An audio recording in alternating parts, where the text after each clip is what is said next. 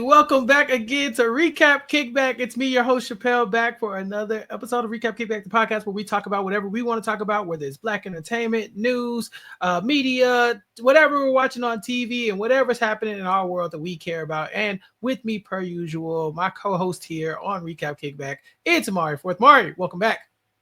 Chappell, so glad to be back. So glad to be talking to you. So glad we're back at the Kickback, talking about whatever we want. So yeah, and I'm excited.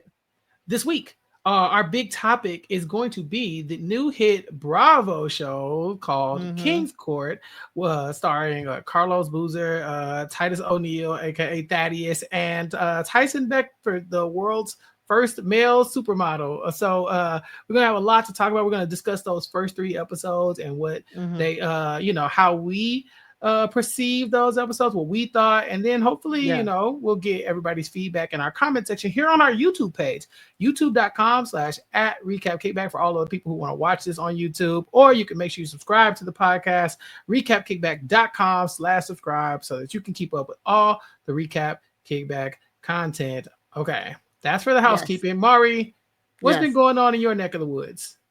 Wow. This is so great that we are back here on Recap Kickback. I guess we could call this the love edition of Recap Kickback. Not only that, but it's like the Peacock edition as well, because King's Court can be found on Peacock, and so can another show. That show being the biggest talked about shows of all time right now, Love Island. It's a little show. Have you heard of it, Chappell? I've heard of it. It's funny. Love Island was on last season, and I watched the whole drama. And I tuned in for the first time. I watched it last year. Serena and JaNa and Cordell, that whole thing, and it was so fun and almost like it was borderline wholesome. It wasn't completely wholesome, but it definitely kind of like it was like a feel good story at the end. Everybody like was behind the winners 100%. The cast felt like they really got along with each other outside. And then Mari, this season of Love Island felt completely different. I didn't watch any of it, but it was everywhere. So much drama. And that was on the show. Then the outside drama creeping into the villa too. So I really wasn't tapped in. What's been going on the Love Island streets? Yeah, so I mean, I can't remember if I talked a little bit about Love Island while I was on here or not, but so season 7, us as reality TV people, we know how it works, right? That first season of a reality TV show, it's new, people don't know what to expect. It's either a hit or a miss. You know that. You know what I'm saying? Like all of the random reality TV we cover on our network. And then you'll get that second season, right? And the second season could either like make or break a reality TV show, right? But the problem is normally on that second season, people know like, hey, now I'm going on the show, and they try and game it. So with Love Island, I've been somebody who's watched Love Island USA since it started. And I watched the original UK. I watched certain seasons of the original Love Island UK. So I've been watching Love Island for years now. And last year was so good, like you said, that it brought on so many new viewers like yourself. And it was just a phenomenon. So this season, I said all that to say this is like essentially almost Love Island's second season, because before season 6, Love Island could kind of be considered kind of like niche and kind of kitsch. Like I can really tell now, as somebody who was there from the beginning, like how few people used to watch it in comparison to like now. Like now, Love Island is like in the cultural zeitgeist. You have so many people online talking about it. And Serena from Love Island season 6 said it on a podcast. She said when she originally signed up for Love Island, for season 6, she was like, yeah, nobody watches the show. I can go on, do whatever I want to, nobody will see it basically. And when she came out, they were like, no, everybody saw it. And so, of course, so now season 7, everybody knows they can go on the show and chase clout and all of this. And there's new viewers, more toxic viewers. So season 7 has been a complete and total shit show, to be quite honest. Now it's been entertaining. It's been entertaining. It's been up and down the entertaining. But it's been a shit show, especially like towards the end. But I was entertained. The problem is now there's so many eyes and there's so many viewers. And as we all thought, we were like, okay, Love Island season 7 ended like 3 weeks ago almost. And we were like, okay, we're off this train. We're good now. Like, no. Between Nicolandria Hive, which I love, yes, shout out to the Nicolandrians, to Beyond the Villa coming on, and then now this bombshell of a breakup is what we will be talking about today. Chappell, I cannot catch a break from Love Island, so I just have to get it all out here to you and explain it to you in order to be done with it. What do you think about that? Yeah, that's fine with me. Like I said, I watched last season. I had no interest in watching this season, despite all the drama. It was like pulling to me, but also pushing me away at the same time. I was like, I wanted to know what people were talking about. I'm so surprised. I love it. Was like, but okay, here's the real issue. Love Island come on 4 times a week. Who has the time? Right. Who? You do not. Who among us? That's what I think. I ain't the one. It just ain't for me. So I'm like, every time it sounded like, oh, they trying to get this girl deported. Let me go see. I'm like, but I gotta watch the episode before that. And then it's like, oh, well, this ace dude is running the house like the Navy. It's like, well, what are they doing? It's like, so I wanted to get in, but it was just too much. And so I saw that things were happening, but it's not the Love Island I'm used to. Like I said, last season was it was a little kumbaya. It was just it was like you had the Powerpuff Girls doing their thing, and then they got their guys. And then like we had a good winner. It was a feel good ending for the people involved. I think like a lot of people could get behind those winners, and they go on to get big things. Shout out to my boy Cordell and his Cheez-Its endorsements. Exactly. So. It was kind of like a far cry from what I was used to. So I never really got into it this time. Yeah, exactly. I think the problem this season, they tried to recreate PPG, but it's like you can't recreate PPG. Like they just are. And so if for those people who don't know and did not watch Love Island season 6, when we say PPG, we were referring to JaNa Craig, Serena, I forget Serena's last name, soon to be Beckham. Soon to be Beckham. Soon to be Beckham. Because she is dating Odell Beckham Jr.'s brother. And Leah Kateb. It's two Black girls and a Middle Eastern girl, and they stole our hearts last year, right? And then they brought their men along. Serena and Cordell won. We liked them. That was great. That was fun. Leah had bombshell Miguel, a Spanish dude from London with his accent, his English accent, actual bombshell. And then JaNa had Kenny. And what's happening literally right now, Chappell has literally been under a rock, basically. He's been podcasting, so he doesn't know any of the breakup news. So I'm going to explain it to you, Chappell, as I have talked to the audience, have talked to you, because this is what we have to do now. So JaNa and Kenny, what people were JaNa is America's sweetheart. This is confirmed. She said it on other reality TV shows. Shout out to Destination X. What happened was they were in Brazil celebrating like their 1-year anniversary. Like all of these couples were celebrating their 1-year anniversary. Again, guys, this happened literally just last year. And I mean, it was crazy because on IG, we're seeing pictures of them like, they're all cute. Everything's all cute. It's all great. And then the next moment, it's like, they're like, I saw this in real time, Chappell. Like, I've never been so on top of something. You know how I'm always it. I saw Pop Crave say JaNa Craig unfollowed Kenny. I got there so soon that she had not unfollowed his like secondary pages. So I was like, y'all is in, stop it. She didn't unfollow, and literally within the hours, like everybody just started unfollowing him. She unfollowed all of his pages. Leah unfollows him. Serena unfollows him. Kendall, everybody from Love Island season. Even Kendall, not Kendall. Hold on, and he's a messy king. Kendall. All right, Kendall. And I was like, oh my god! Like I had never never seen like heartbreak in real time like this. I was like, I cannot. I was like, what is happening? And that was about 2 days ago. Fast forward to today when we're recording this. Mind your business. Whenever you're listening. But today, JaNa drops her statement.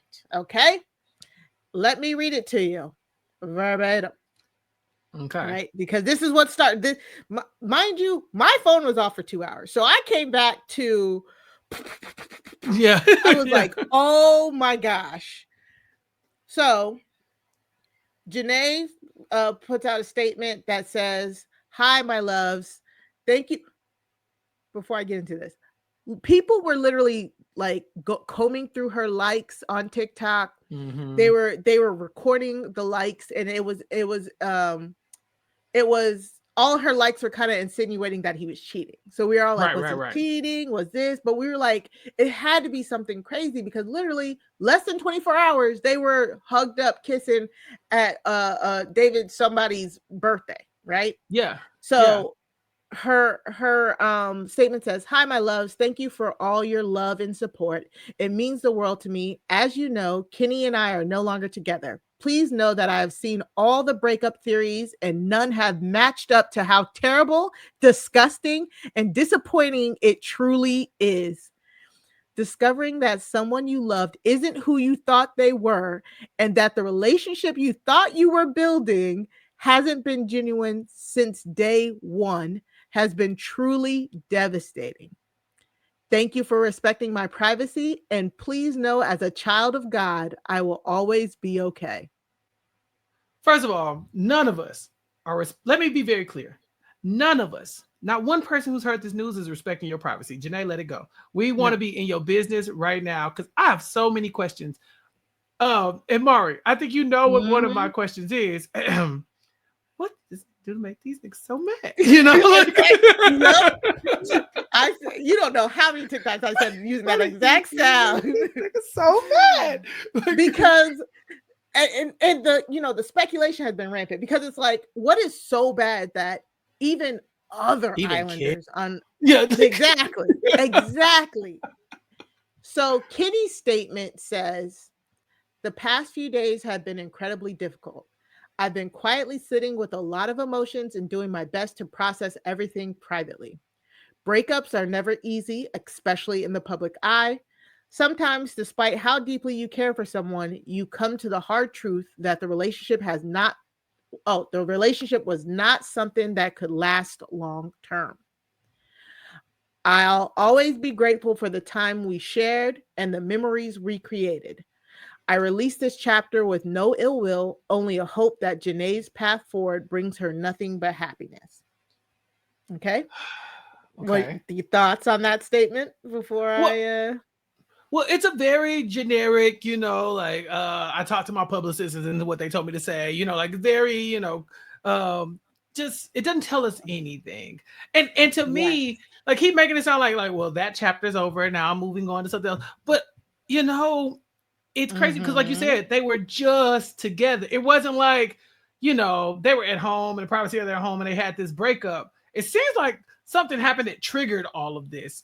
Like if you put both of these statements together. So I really am trying to figure out what was the inciting incident that led to all of this. So, JaNa's sister comments this. She says, "Now that my sis has spoken, I can speak on the issue. This N-word really had us fooled. Fumbled the baddest he'll ever have on mamas." Mamas. As for JaNa, still blessed and highly favored. All right. Okay. Then where the real insight comes from is from Leah's message. I should have known. It has to be Leah. So I'm trying to. I thought I had Leah, it. Dang it. Leah about that action. She was always going to be the one to blow the top off of whatever this is. Exactly. Leah went and because I think Kenny posted a post of him and Miguel, or I think like with their like shirts off and stuff. Leah was literally under his comments. They said for like 3 hours. Leah says, "Delete my man off your page, you clout you clout demon. Clout demon? Yes, clout demon. Leah goes on to say, at Kenny Rodriguez, put a sock in it, chat GPT head ass. Tell the truth for once. Racist, clout money hungry, and a scammer since day one. Trying to make it seem like it's something it's not. Okay. Don't worry, Arne is blessed and highly favored. So, and then JaNa had a rebuttal too after his chat GPT message, because I think they don't like I think they don't like the line where he said like you realize that like you realize sometimes relationships aren't long term. Yeah. So JaNa responded, STFU, you manipulative liar. You not taking accountability and telling people the type of person you really are is insane to me. My first statement was me being nice. Do not piss me off. Don't piss me off. So, JaNa, air it out. What are we doing? Stop tiptoeing around the issue. So finally, what we have ascertained, some sleuths been sleuthing. Because I got thoughts. Give me your thoughts first. Give me your thoughts first. I want to go on record. I never liked Kenny and JaNa together. Never. I was always rooting against whoever was going to try to get with JaNa. I want her to find love, just not in front of me. Okay, like just everybody. I go on record. It is on podcasts. It is reviewed. Yeah. Because here's my issue with Kenny, and it's been my issue since day one. Whenever I find a person of somewhat African descent, you know, who has the phenotype that is brown, I'm always looking for them to say, if they are perceived to be black, if they accept that as their, you know, their identity. If they do not, that's fine. But I'm always listening for it. And to me, people were like, JaNa and Kenny, this black love story. And I was like, hold on, let me stop you right there. Because it's giving me, I don't know, black on Dominican, you know. Yes, very it's giving Joe from Survivor, you know, like it just, my dad was really dark complected. Is okay, but you could just say he's black, you know. And so for me, and again, I'm not against interracial like relationships or anything like that. You be wherever wherever you're from, but I be looking at people funny when I'm like, you black and you won't say it. Why won't you say it? And for me, Kenny never quite said it. So when you said racist, I said, I knew it. I knew it. Yep. I knew it. That's it. So that's my speculation. She finally figured out this man wasn't black. And you know, he is a Big Orange supporter as well. And she knew this entire DC. What we doing? He voted that way. But we knew that. We knew that 8 months ago. Now we didn't know that, but JaNa, when these people show you who they are, what are we doing? So what they're saying is, and it has to be true. We'll see it in a few days. A group they're saying a group chat leaked with probably him and some of his boys. Was he showing in the racial chat rooms? He was calling her all sorts of names other than a child of God that included racial slurs. And I'm assuming, again, allegedly, also saying that, you know, he's in it for the brand deals, the money, the clout. Yeah, so I'm pretty sure that's the word on the street. And, you know, people who have unfollowed him are liking that.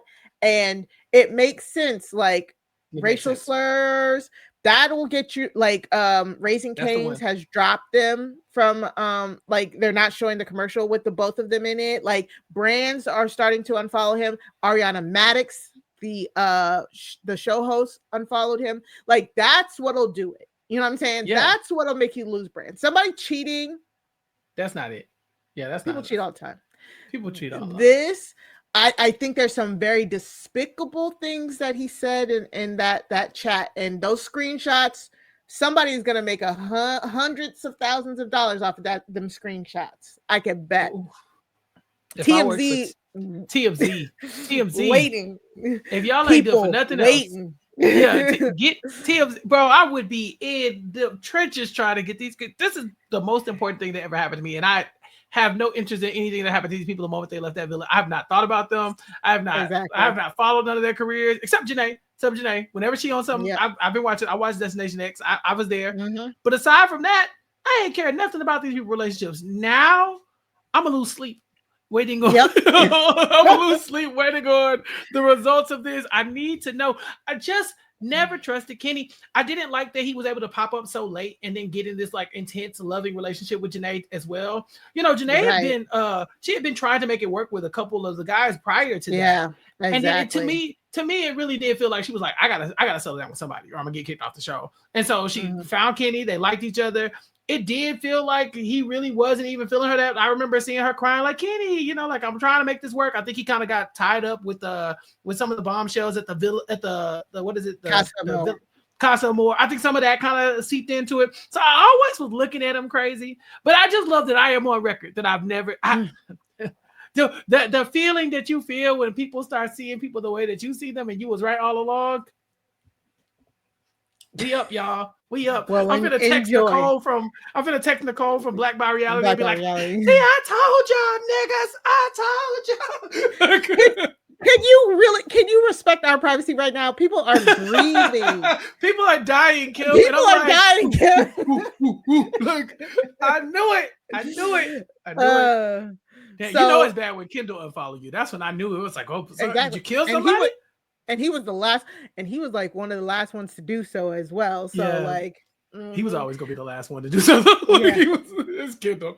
Man, this is crazy. I should not be taking so much joy in this, but I love this is messy. And I'm happy JaNa got out of this. You know, like she found out sooner than later. But I stand by what I said.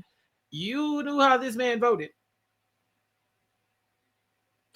And the tragic part is Beyond the Villa is still airing right now, I believe. I'm pretty sure it has a few more episodes. So, yeah, I hope they weren't filming anything at the time because, like I said, this happened like literally they were on their 1-year anniversary trip, and a lot of the other couples were all on their 1-year anniversary trip and stuff like that. And so, and it was at David Dobrik's birthday. I don't know who that person is, but apparently it's a famous person. But like, it's been a lot. You listeners, we will probably not be the only people who talk about this. You will probably hear this from everybody. I just feel, of course, bad for JaNa. You never the fact that somebody could be saying some of the most horrendous stuff about you while sleeping with you for over a year, like is very it's very sad and very traumatizing. You know what I'm saying? Like on Beyond the Villa, their arc right now is that he refuses to live with her. Like, you know how even in Beyond the Villa, you can tell like the producer said, hey, everybody come to LA. Be in LA and we're gonna record you. They got them apartments. He is in the apartment next to her. Like that's how much like he still didn't want to share living space for the 4-week experiment for Beyond the Villa. You know what I'm saying? So at first people were like, oh, this is put on, this is a storyline, but nah. Yeah, this is not good. This is tough. It sucks. It does suck for JaNa. It sucks for all the people who like really kind of had this like weird parasocial thing going on with these groups of like the PPG group, that whole Love Island, because it really did kind of move the way people were watching Love Island too. You know, people were really invested in them. I watched JaNa on Destination X talking about her relationship with Kenny, and it was one of the things that she was like really proud of. And so I really hate this for her. I just hope that this, first of all, I hope this all comes out very soon because now I'm in it. But I also hope that she's able to bounce back and find somebody who will truly for her. But again, when these people start voting, especially since she's like one of the nicest people, like literally. nicest people on the planet, and it's like she really should not have to keep going through this, and it is like the plight of the Black woman on these dating shows, and that's why this year for Love Island was, I think, pretty toxic as well. It's like you're putting yourself out there to be criticized by not only the people on the show, but the viewers as well, and it's not a safe place. It's for dark-skinned Black women. It's not. It really truly isn't. Yeah. No, I don't like this. Dang, that's tough.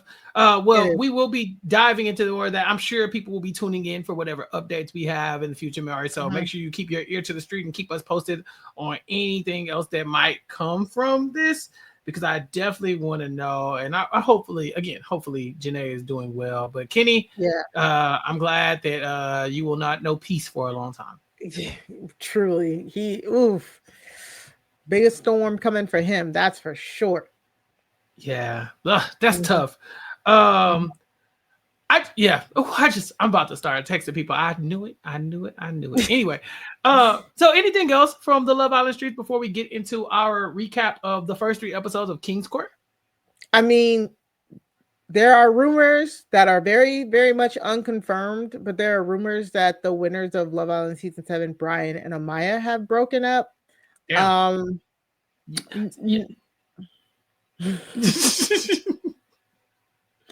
You know, again, though, that's just rumors, mostly because they have been apart for a while now. Brian has been apparently in and out of the clubs a lot. There's pictures of him, like, you know, with women, like driving the boat for women. You know what I'm saying? Like, you know, but they don't have to be together 24/7 to still possibly be together. You know what I'm saying? Like, Nick and Alandria were separated for a few days, and every time either one of them hopped on live, people were like, where's Nick? Where's Alandria? Like, chill, y'all. Chill. They just came from an island in Fiji. They do not have to be up under each other 24/7. Couldn't be Shelly and Ace. Shelly and Ace are always up under each other. It's so cute. But, you know, y'all didn't want that in the finale. But y'all was rooting against Ace so hard. I wasn't even watching the show and I seen him. I was like, this poor boy ain't did nothing to nobody, huh? I'm not sure. A thing. Oh, speaking of which, Chappell, he wrote a diss track. Have you heard it? Whom? No, what? Oh, to whom? Okay.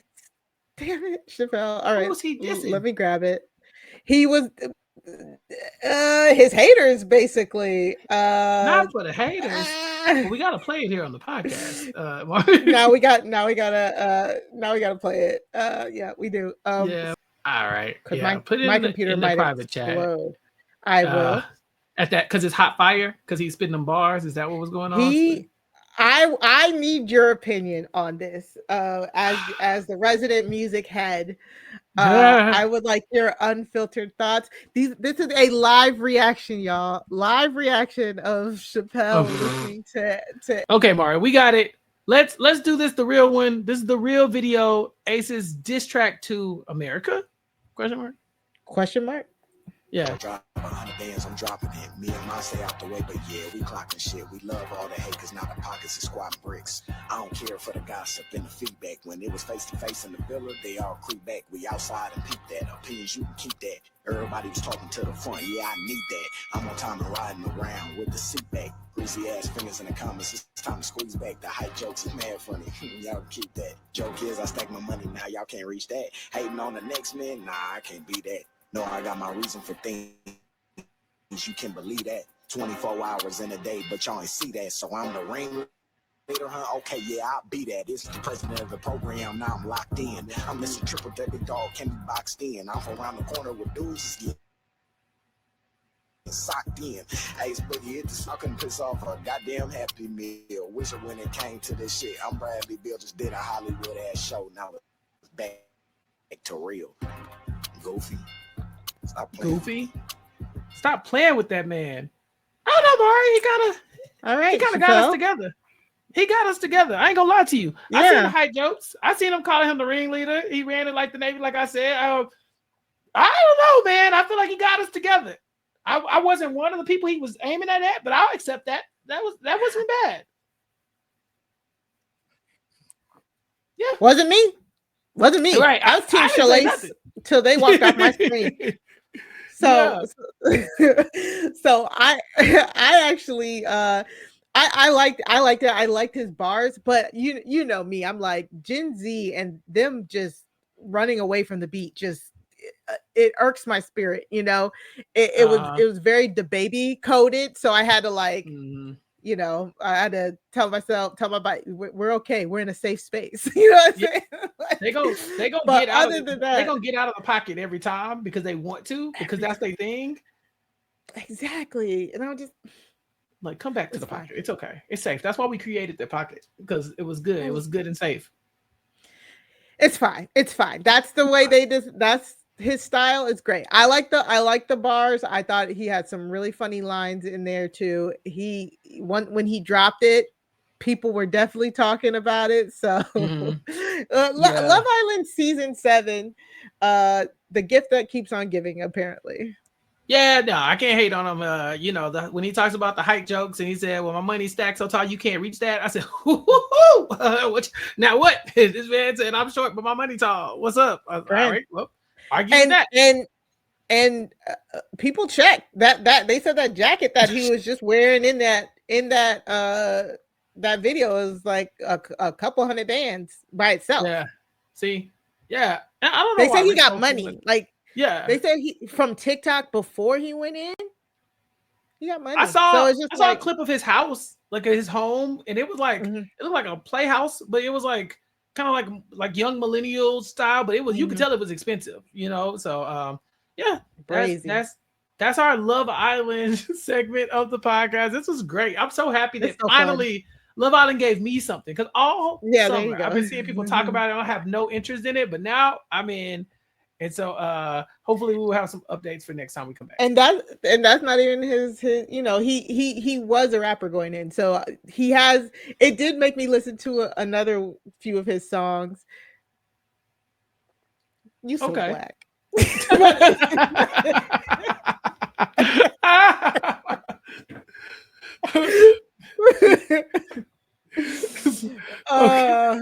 So, I'm a fan. I'm a fan. So shout out to Ace for doing that.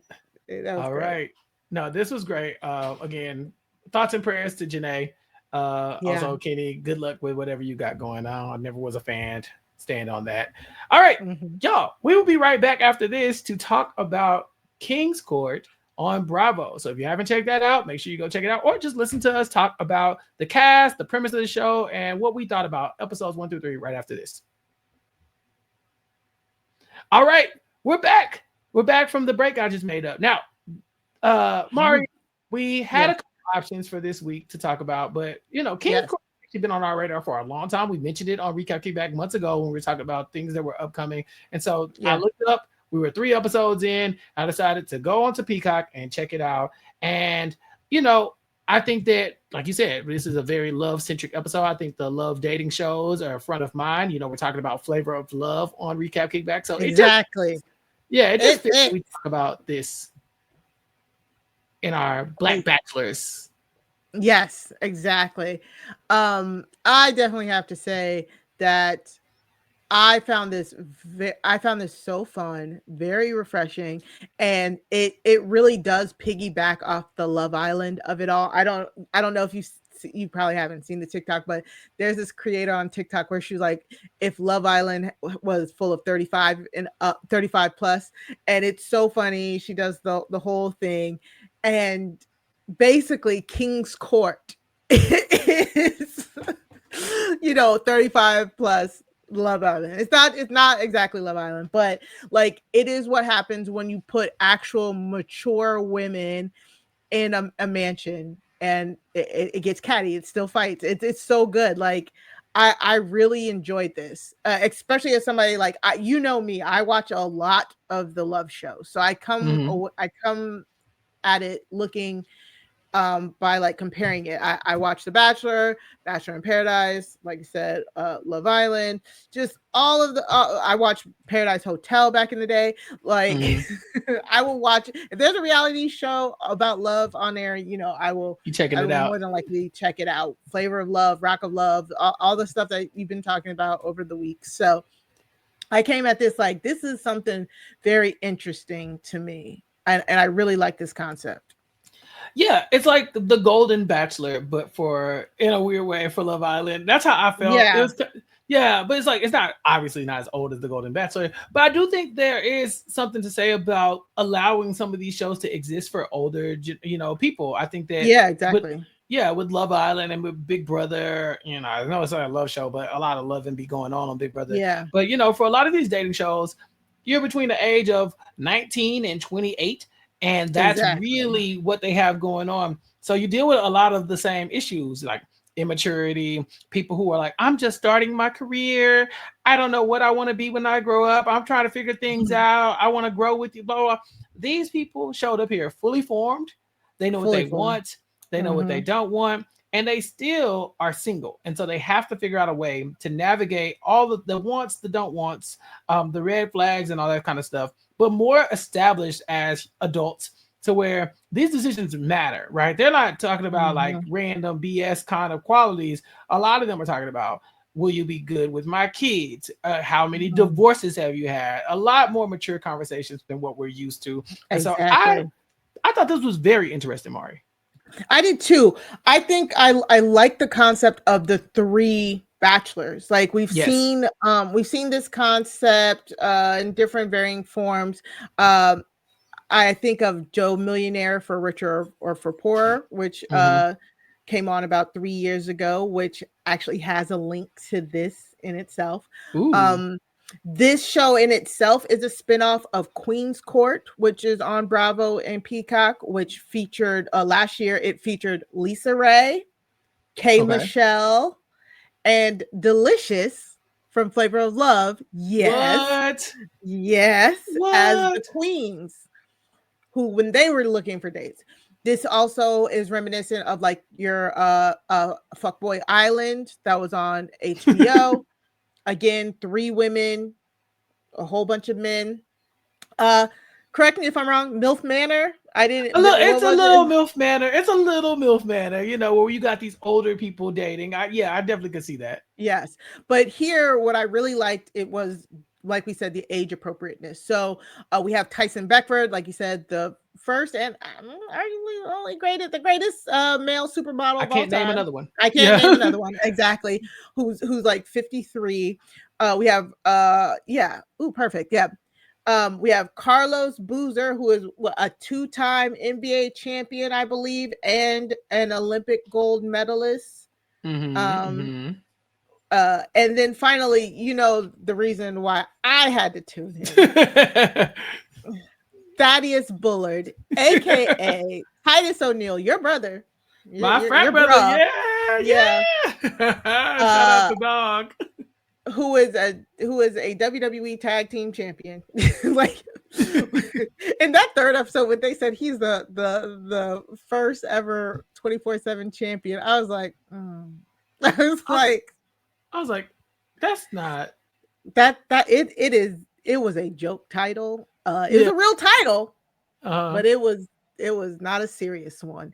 But I was like, but that is cool that they gave it to him first, though. Like, I was like, well, I'll accept that for dog. You look. Yeah.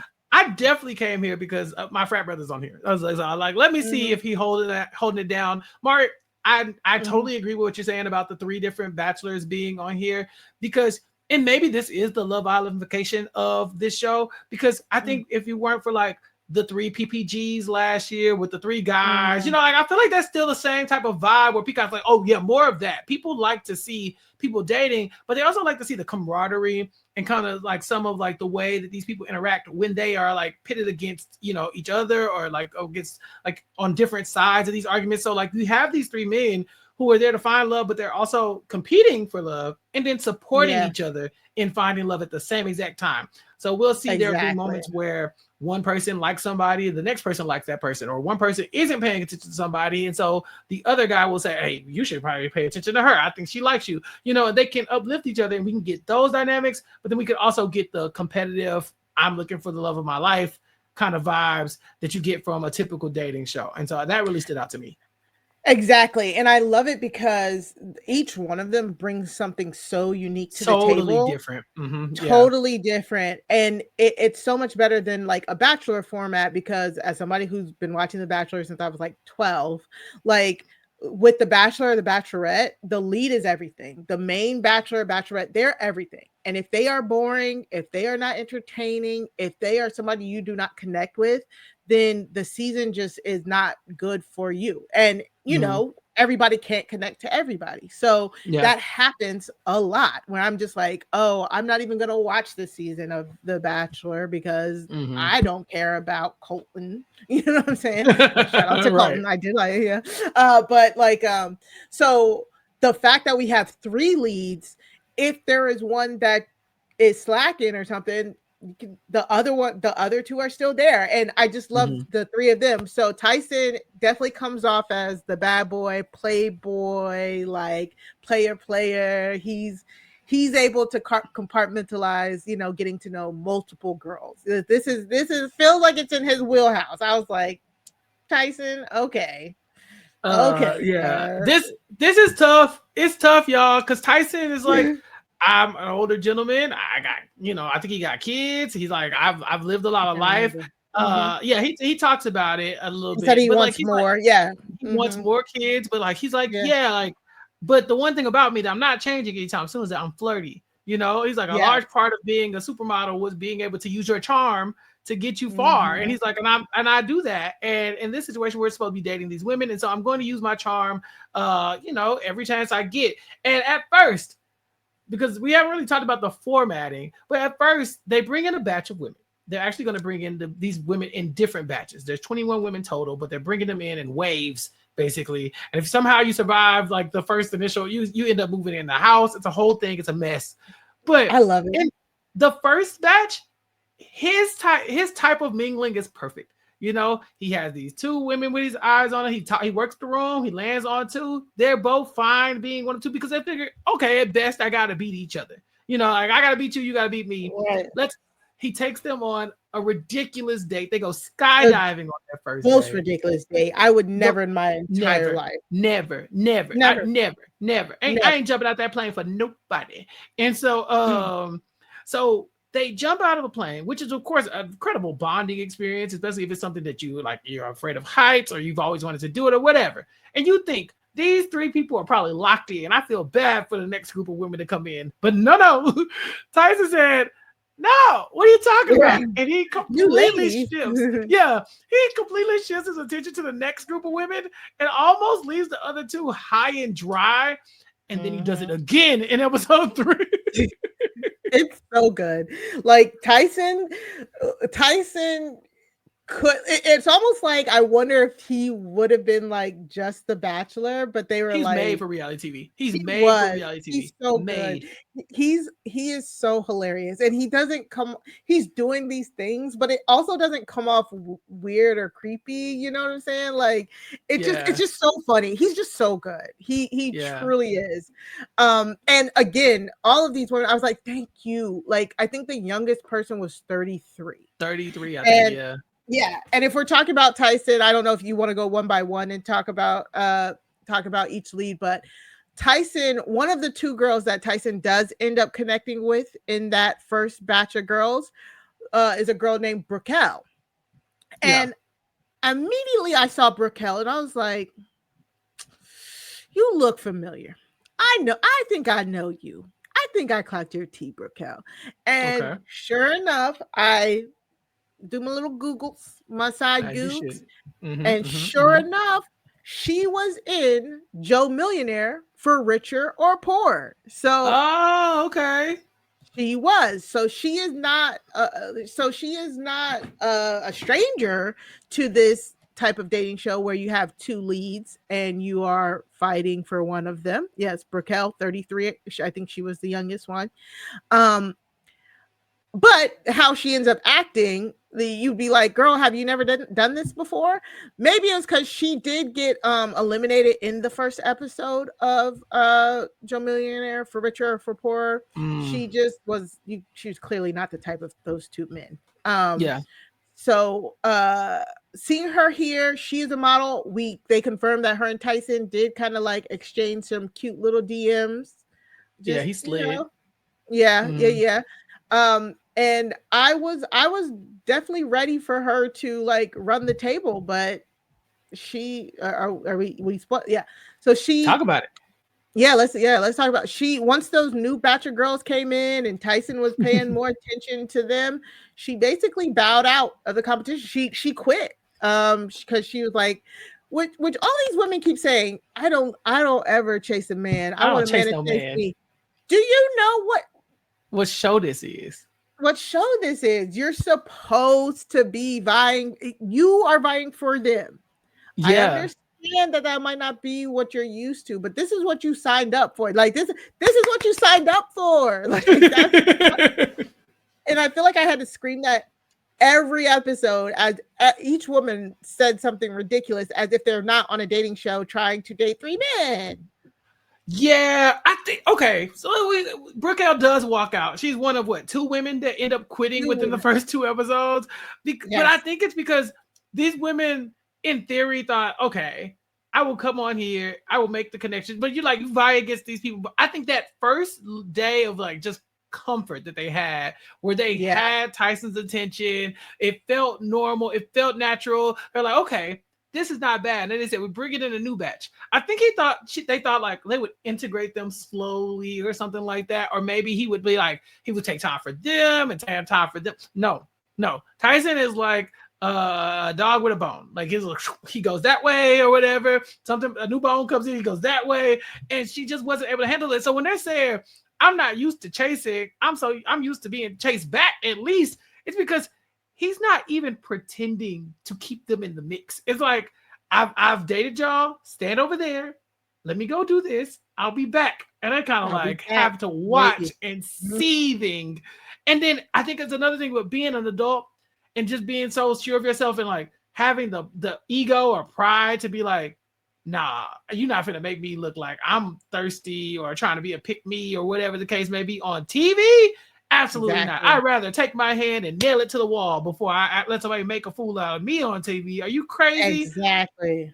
And I love it. It's like the more mature the women are, the drama is also mature. Yes. It's such a messy, it's still messy, still dramatic, but it's just more mature.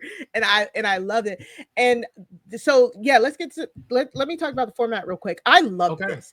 In the first episode, we get the first 7 women.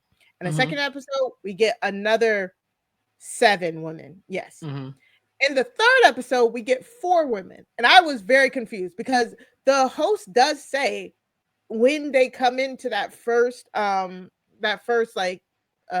or whatever, she says, we have 21 women who will be meeting you. But right now, here's the first 7. I like this for multiple reasons. So again, for shows like The Bachelor, they always start with 25 men and or women. And you have no idea who any of these hoes are. You're like, I don't know. By the end of the episode, they normally kick out 9 people. And it's people I ain't never seen in my entire life. I seen them once when they got out of the limo, and that was it. So breaking these women down into groups, especially small manageable groups of 7 versus 7 on 3, lets you be able to meet all of these women, meet them all individually. They get to form those bonds, they get more time, and then you drop a whole nother bunch in there. We do it again and we start the drama, because also batching them like this creates tension between the first batch and the second batch and the third batch. And I'm like, you are producers, y'all are messy. Y'all are so messy. Knowing that. Even in Love Island, you see the OGs kind of bond over just being the originals sometimes. Exactly. And I think they wanted to do that so bad. So they're like, this next group of girls, we're gonna make sure that they understand that we was already here. We planted our flags here, and you would think that it would work, like that they would come in and maybe they would you already have an advantage over them, but not for Tyson Beckford. Tyson Beckford is equal opportunity. He says, no, they're late, but that's okay. I'm going to give them their time. And if it has to be in front of you, then that's okay too. You're totally right, Mari. I remember we're talking about Flavor of Love, but me and Chantel, when we're talking about it, there's one episode where Flav goes on a date with everybody and he gives every person an hour date. He dates them from 7 p.m. to 3 in the morning. By the time he gets to the last person, Smiley is asleep on the couch. She's like, she's just done. One? Yeah, that was so it's like that doesn't give them the chance to get to know him, and it doesn't give us the chance to get to know them. And I feel like there's not a person on this show I didn't get to know at least a little bit in these first couple episodes. Yeah, exactly. And it's so good because in that first group there's 7 women, and for the dates they get to pick two women each. So there's automatically one lady who's left out. And I don't know if this needs to be said. This show is a black show. Our 3 main leads are, black men. And so the women themselves, it's very diverse, predominantly black or women of color. And it is just, and again, they're all between the ages about like 33 is the youngest. I think the oldest we've seen so far was 50, I believe. Yeah. So all varying ages, and it's just such a delight. And then I realized we watched 3 episodes, Chappell. We still didn't get all of the women. Yeah, we're missing some folks. Next week, because in the third date, 4 women came, and I was like, there's supposed to be 7, and I was just like, well, maybe they just, I was just like, well, maybe they just said, nah, it's cool. 3 more women are coming next week who are specifically picked by a matchmaker to be the soulmate of each one of them. How messy boots is that? This is good. This is good. This is good. Like that, this show is not going to get enough eyes on it because people are missing out on some quality mess.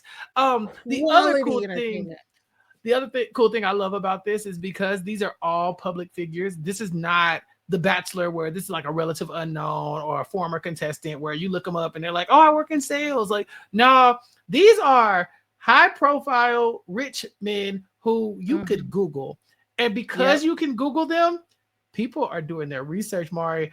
We haven't talked about, I got to talk about Carlos. We haven't talked about my boy Carlos, but Carlos Boozer comes in. He immediately links up with this woman. He locks eyes with, is it JaNa? There's the popular name today here on Recap Kickback.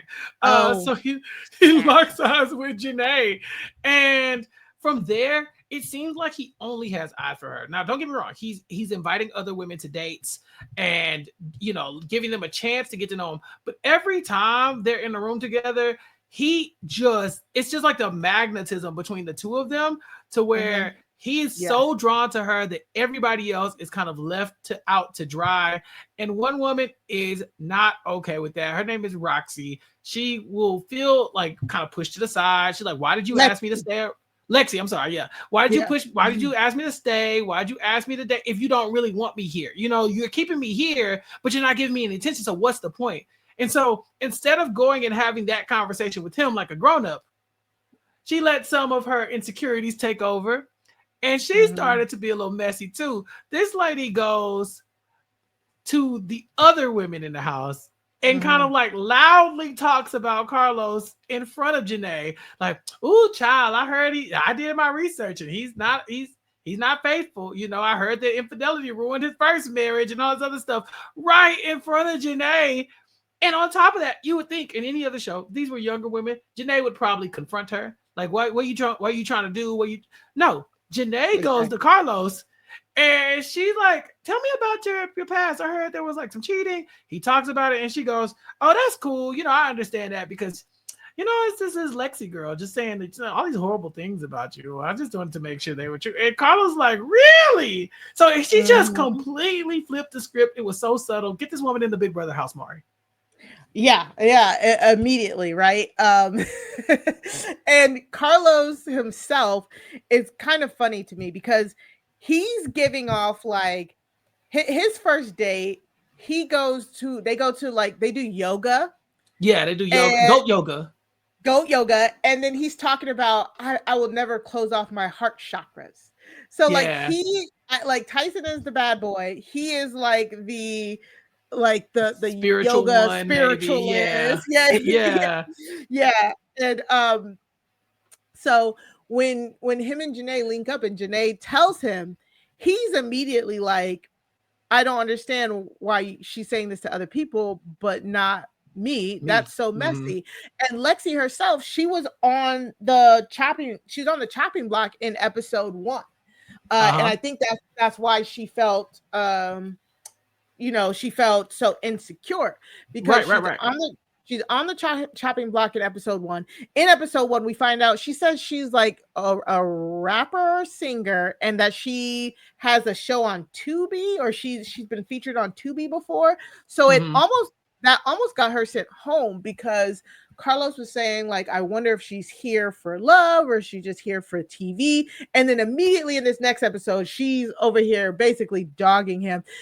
We skipped that when the second group of women come in. They come in for a basketball date because like each time they bring in new women, it's kind of themed for one of the bachelors. So the first time they come in, there's a catwalk, and so that's Tyson's.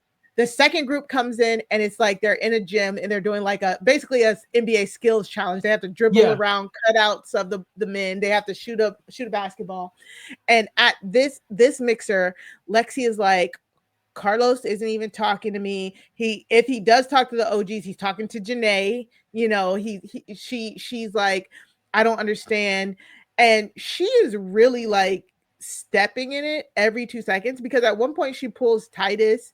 I'm gonna call him Titus. I'm not calling him. Thaddeus. Your name is Titus, dog. I'm sorry. Let it go. Thaddeus is that's so funny. But and she's like, yeah, Carlos isn't really opened up. He keeps pulling JaNa, and Thaddeus is like, but you're talking to me. So like, what is happening? What? And then so he's like, well, go talk to him. She goes to talk to Carlos and she's like, Carlos, I think you're not talking to me enough. You're talking to JaNa, like you're not giving the rest of us any attention. And he's like, okay, so tell me about yourself. And she's like, well, so I don't like to talk about myself. I kind of just want people to like find out. It's so funny. He's in the confessional like, I give you time and you choke. Like, so this is what happens before she brings up the cheating. And because she chokes and then you could just see the insecurity. She brings up the cheating.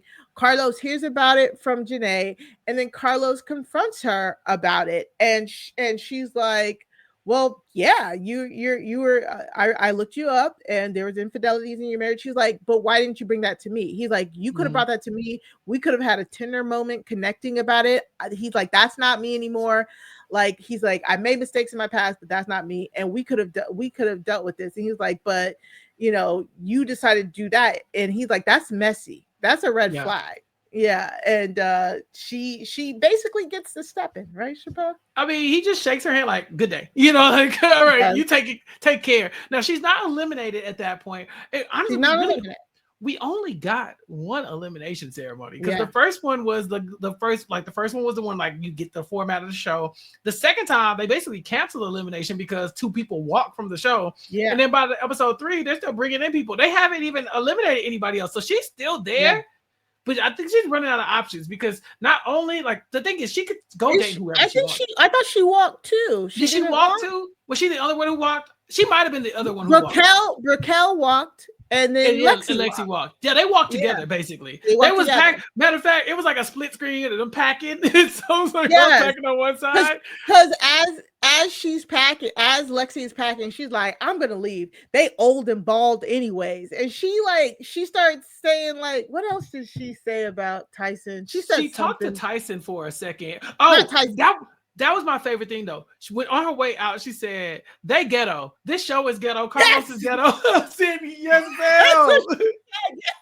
This shit ghetto. I see. She right. She's not wrong. This shit is ghetto. Like 5 times.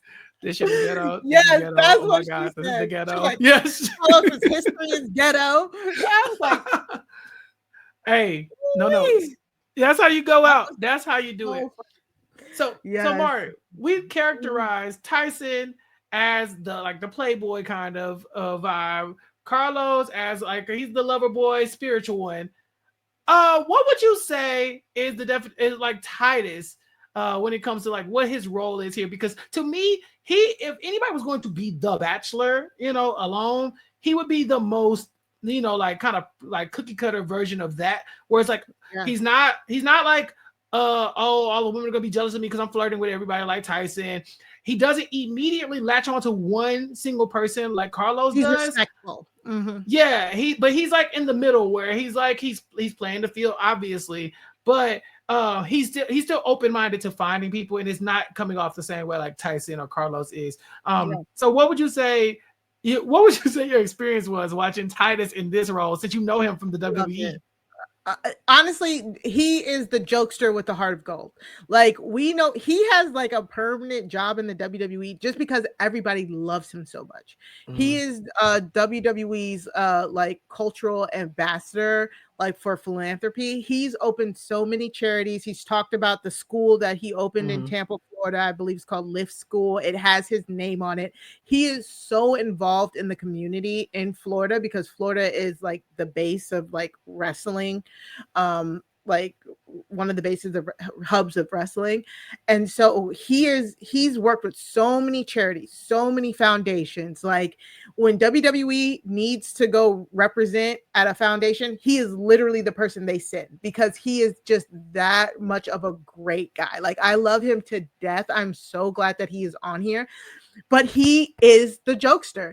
You can see it in the first episode when he's volleying with Dr. How do you say her name? Dr.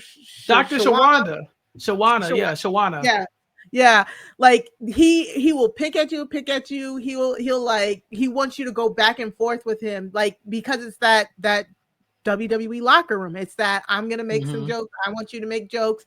He called Dr. Shawana aggressive, and the thing, he's like, I like that. You could tell they're flirting. Like, she's like, okay, back up. She's writing her name on him, and she's one of the girls that is picked for his first date in that first episode.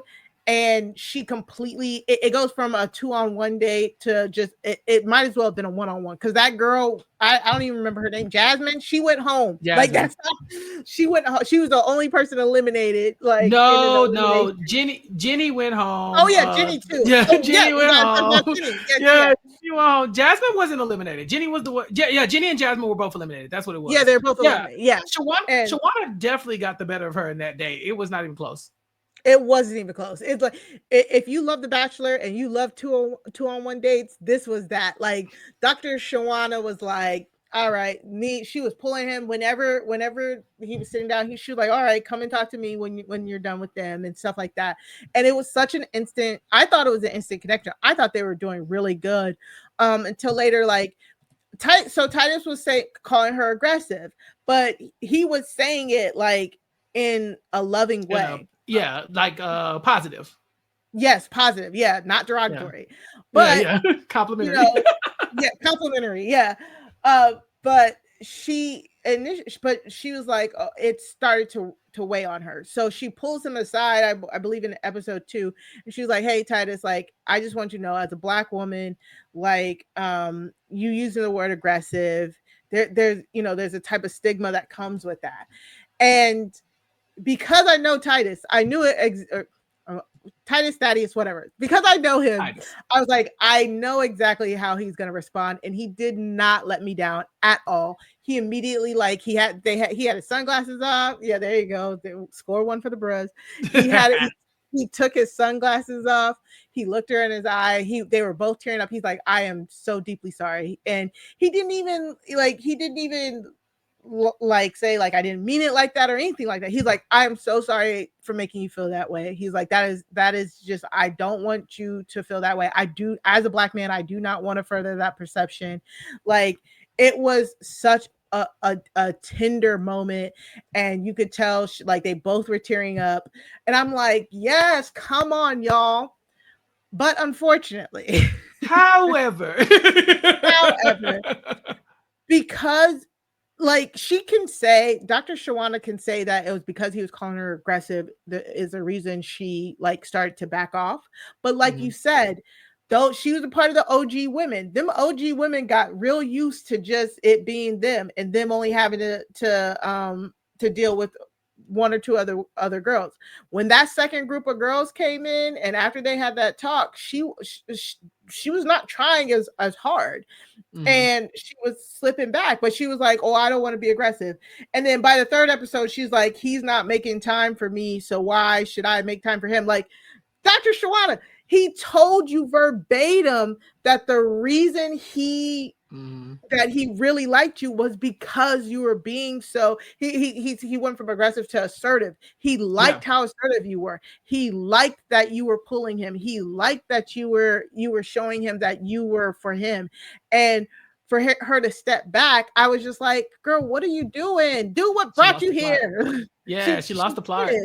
Yeah. And as much as she says it could be because of what he said, I'm pretty sure it's just her insecurity seeing more and more women come in looking for him.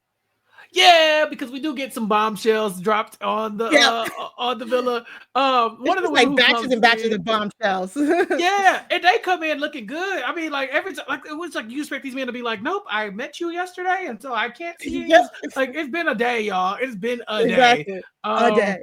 That said, Ariel shows up. Ooh. And I believe she's the one who shows up in the mesh pants at 10 a.m. In the mesh pants. Titus's eyes came out of his head. He was done. When I tell you, that's some ish my mom would do. My mom would have done the same thing and be like, what? Looking just as good. What done the exact same thing. I'm telling you. Yeah, she did exactly what needed to be done to get his attention. He was very much into another Ariel. doctor. Another one. And that's another thing we like about this, right? Like, again, these people are established. I love seeing educated Black women on shows just because, like, again, representation does matter. And so I love when we get more of that anytime it's positive for sure.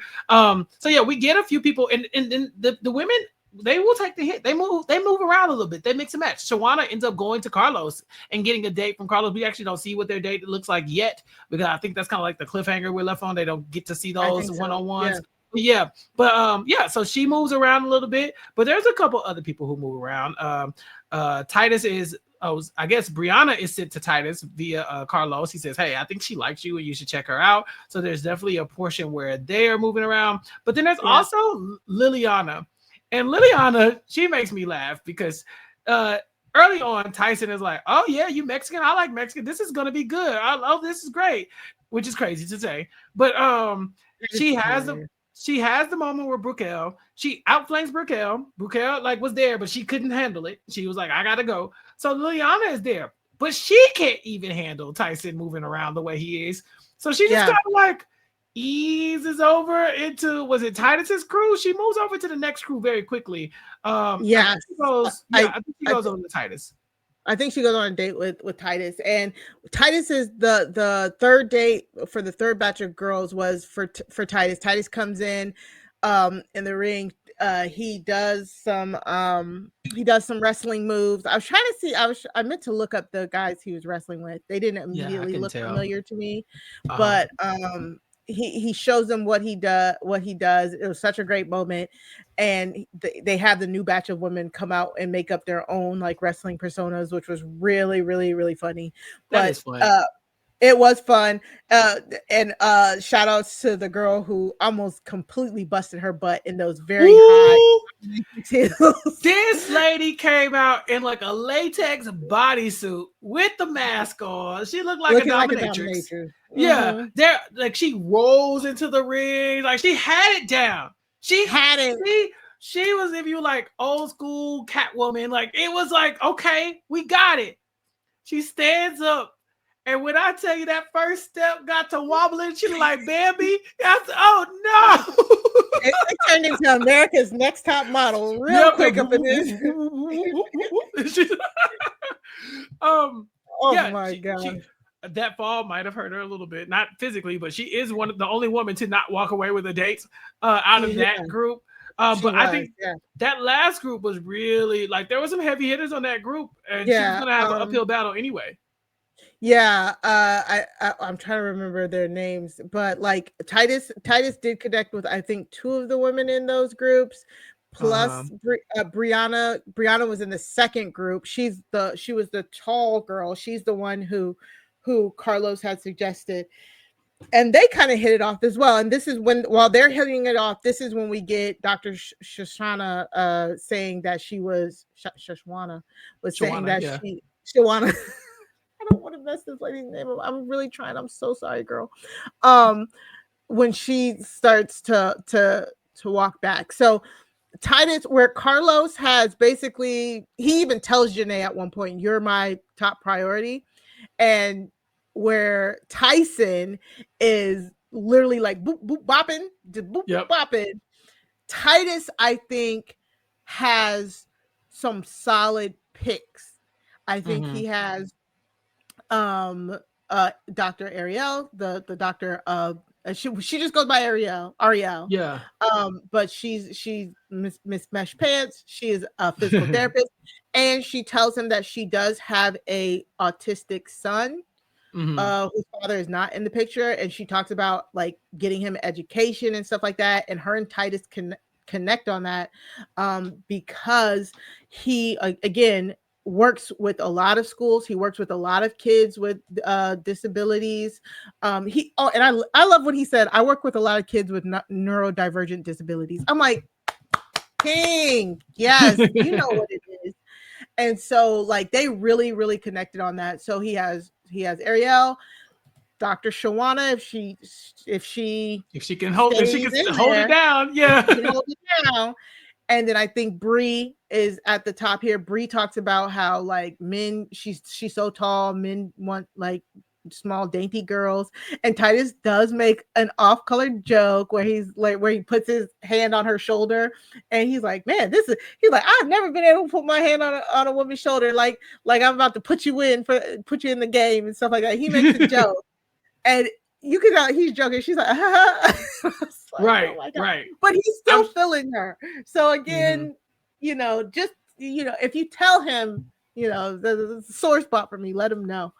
But I think he is kind of like you said, that traditional bachelor lane of being open, having multiple girls that he's having deep connections with, that he's going to try and figure out who to go with.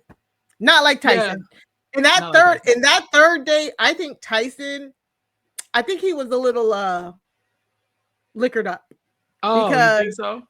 Oh yeah. Go back and watch it. At one point, he's sitting on the couch. 2 girls are like kissing. Oh, they're kissing on him. Yeah, I was like, Tyson, what are you doing? But I feel like if you're going to go after Tyson, you have to be okay with this as like a baseline level of energy. Right? Yes. Like, so there's definitely the moment where he goes and does the cold plunge next to the pool inside the ice bath. He gets in there, and immediately a woman named Kat, who we haven't really talked about, she hasn't made an impact yet on the show. She hops in the tub, and I mean, you see like Shawana like glaring, Liliana glaring, like the OGs are like, yeah, they're like, I don't like this. Yeah. Meanwhile, is it Tari, one of the new girls, the one with the really short hair? She hops in the tub. That's the energy that's going to get Tyson. It's not the other.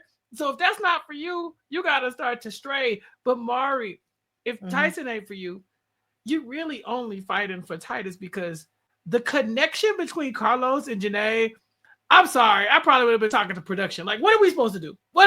These people act like he done met the love of his life. He kind of gives that vibe of like, just like, once he finds monogamous. Yeah, absolutely. Certified lover boy. Yeah, this would be his third marriage. Those whole infidelity rumors. He says in his first date with JaNa, he's like, "Oh, I met my son's mother when I was 17." He talks about getting married young. They got married at 20. They got divorced at 28. Then he says, "I met my daughter's mother when I was older." And then he says, "I have 4 kids." I was like, "Oh, well, I can imagine." There's two you didn't talk about there. So when Lexi pulled up the whole, there's infidelity, he was a basketball player. He was a basketball player for the Chicago Bulls, an NBA champion. Duh. Like and he's here single. So yeah, duh. I mean, like he was saying, like what matters is now. You know what I'm saying? But that wasn't surprising. That was like cold takes to me. Yeah, I think the problem is that like it's very messy. Like Carlos Boozer's infidelity is not like, I dated. Like if Titus was a cheater, we wouldn't really know because it's like he's not that big of in the public eye. Carlos's stuff was like all over the place. Even I remember Carlos Boozer being really? Like, I don't remember. Oh, it was a whole thing. There was a lady named Michelle Money, who is an actress, and she was on The Bachelor, and she definitely was like, "Oh, I had an affair with him." Like it's very messy. Wow. Yeah, but this is again, you're right, Mari. This is a decade ago, so it's kind of like at some point you have to be able to say like, okay, you came here. Did you know you were going to be dating this person? Because now once you get here, you shouldn't give them the time of day. If you know that that's an issue, you should move on and try to go after somebody else.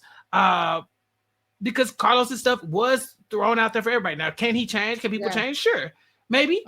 But if you're not willing to risk that or have that conversation, then this ain't for you. So all three of the guys definitely have their pros and cons to these women. But I agree, this is so much fun. It seems like the drama is very like light. You know, it doesn't feel like any of these people hate each other or anything like that. There's definitely some slugs being thrown from the women's side for sure. The men seemingly are getting along, but even they have kind of alluded to what happens if they're both coming after the same person. I think if anybody goes after JaNa, Carlos is going to fight them. And so, there's a lot of that going on. But you're right. We got more women to see. We got more dates to go on. I mean, hopefully they're as entertaining as this. A breakdancing date, wrestling date, skydiving date. Some of these dates have been really inventive. Really fun, yeah. So I'd love to see what happens next. Yeah. I think it's hard for these women though. Like they come in being like, I'm a woman. I'm in control. I am powerful. I'm in my career. I'm single. I want to be open-minded to this situation. And also, these guys are really attractive. Like the women, when they see Tyson Beckford, every time the women are like, I'm trying to be normal. I'm trying to be normal, but this is also Tyson Beckford. Yeah. Like even our host, Holly Robinson Pete, says in front of her husband, Rodney Pete, Tyson, you are fine as frog hair. Like shit, that lady said, I ain't jumping out no plane for you, boy, but you good. You look good. So I think a lot of that is like their mind and then their eyes are not having the same conversation. They see him and they're like, well, maybe I don't know. Maybe I'm tripping. Maybe I'm the problem. Am I the drama? It was so funny. Yeah, yes, you are. It was so funny because James, I started episode 1 and James was just, standing and hovering, and we watched the intro and stuff like that. I was like, okay, yes. And he was like, is that Rodney Pete? I was like, yes, him and Holly are hosting. He was like, I was like, come sit down. He was like, and he walks away. He said, I'm good. I'm good. I was like, come on. I was like, it's appropriate. Titus O'Neil, look. And he's like, no. I was like, Carlos Boozer. Like, right. No. Sports. Yeah. I was like, I think this could be like for the men, it's not just for the women to watch, women viewers. No, this was great. We didn't even talk about, just real quick, Jenny, the first lady, one of the first ladies to get eliminated on the first night. Big yikes. Jenny is this this white lady. She's 44 from Tennessee. Yeah, she's from Tennessee. Yep. High ponytail, very she's talking to Thaddeus, aka Titus O'Neil, and he straight up point blank asks her, he's like, at the mixer, he's like, have you dated a black man before? She said yes. And he said, well, how would your family feel about, me coming around? And she's like, my family is fine. They love everybody. Yes. And he was like, okay. I can't remember if he tells us in confessional, he's like, I know like how I am as a black man in America. I need to make sure that anybody I'm with, their family is accepting. He's like, I know friends who are in interracial couples, and he said families can really drive a wedge between people who are in love. So he asked her that. She says that she does not end up getting picked for any of the dates on that first night. And when they come back the second night for the elimination dinner, she is one of 3 people who is up for elimination. At this point, she sits him down. They're talking. They seem very cordial. And she tells him, she's like, okay, when you asked me if I've ever dated a black man, I lied.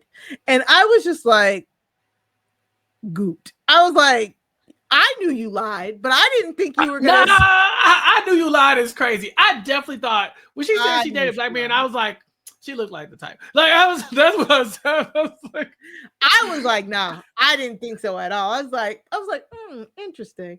I didn't think she did. But she told him, and he was like, but why would you lie?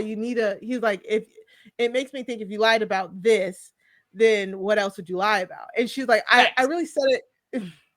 She said, I said it because I wanted the conversation to move on. Strike 1. Well, strike 2, because strike 1 is the lie. Yeah, because the end, you're out. That lady's gone. She is eliminated. The only person we saw eliminated from the show immediately. I mean, I think the other girl as well was eliminated as well. You know, Jasmine. But yeah, we knew the moment that conversation happened, she was done. She lied first. Then she said, I did it to stop the conversation about race in America. And then he said, well, why? But I don't understand. Why would you lie about that? Or he said a follow-up question. She's like, I didn't want this to get aggressive. You're out of here, man. Boom. 3 strikes.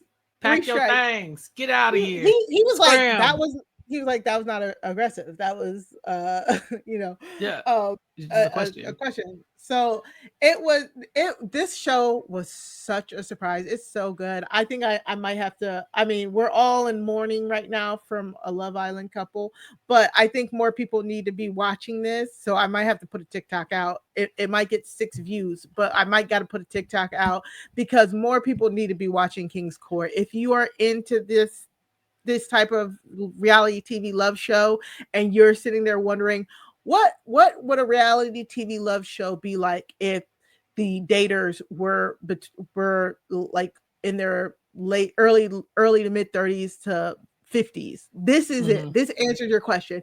Don't let anybody ever say that it would not be dressy, it would not be messy, it would not be drama filled. It was such a fun watch, and it was really easy to watch. 3 episodes went by quickly to me. I would definitely recommend it. Yeah, I was looking it up right now to see how many episodes we have. I don't actually really know if they've dropped out the entire list of episodes, but I have to assume probably about 10. So we're 3 episodes in. I was guessing 8. Yeah, something to that effect. So we're 3 episodes in. I mean, there's 21 women, Mari. They got a lot of cutting to do. Well, I mean, there's less than 21 now. Roughly 16 women now, probably something like that, 15. But still, there's a lot of women in a few episodes. So, especially if they're not doing eliminations every episode, then this could be drawn out a little bit. But I agree. This was so much fun.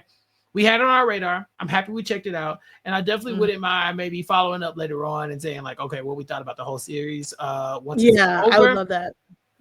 Yeah. And so if you liked our review, or if you watched the show, or if you plan on watching the show, let us know in the comments here on our YouTube page, youtube.com/@recapkickback. Get in the comments. Make sure you click like on this video so that we can so other people can find the video, basically. And then if you haven't already, subscribed to the podcast at recapkickback.com/subscribe so that you can keep up with everything we have going on over here on Recap Kickback, and until we come back for our next project. But Mari, where can the people find you, and what are you working on? You can find me over on Crime Scene Pod, Crime Scene Podcast with Sarah Carradine. You can go to crimescenepod.com. That's crime, SEEN pod.com. Coming up, Matt Scott will be joining us to talk about Shiny Happy People Season 2. He has some catching up to do with you, Chappell, so you can check that out. Make sure you're subscribed. You can also find me over on Blue Sky at Mari Talks Too Much. That's 2 like the number 2, where I'm mostly talking about Big Brother. So come and join that conversation. We're having lots of fun over there. And it's SummerSlam. Yeah, look at that. Yeah, you're right. SummerSlam weekend is upon us. So me and Matt Scott will be doing a SummerSlam pre-show. So and it will be live. So live about 5:30 p.m. Eastern time, right before night one of SummerSlam. Me and Matt will be going live to break down each night of SummerSlam, give our opinions on our predictions on who will win, and to really just talk about our first ever 2-night SummerSlam event. WWE is not playing around. Yeah, and we'll be here on Recap Kickback for that. Yeah, wrestling live before kickback. The show, the wrestling kickback. Yeah, it's coming back, y'all, whether they like it or not. So yeah, sure. I promise I remembered it, and then we Love Island and everything. It popped out of my brain. No, it's all good. Also, Recap Kickback, you know, we got the Flavor of Love recaps coming up. Chantel is should have, by the time you hear this, have had her reaction to the spit heard around the world. And so yeah, apparently it was heard around the world except for in Canada. So we're gonna get Chantel's live reactions. Make sure you check that out on the Recap Kickback Flavor of Love Kickback playlist on YouTube to see her reactions live, or just make sure you subscribe to the podcast, you'll catch it there. And you can follow me on all social media platforms at Recap Kickback. You keep up with Mari at Mari Talks Too Much. And for the both of us, you ain't got to go home, but you got to get the hell up out of here. We'll talk to y'all next time. Peace. I've been trapped behind Suave Maria, isolated like it's North Korea. Smaller city with some bigger dreams. The wall is cracked, I'm looking in between it. The world is yours, but man, I gotta see it. They say it's hard, but man, I gotta see it. The air I'm breathing can't feel my chest. Wait on life, I wanna hold my breath. I'ma get in my goddamn self.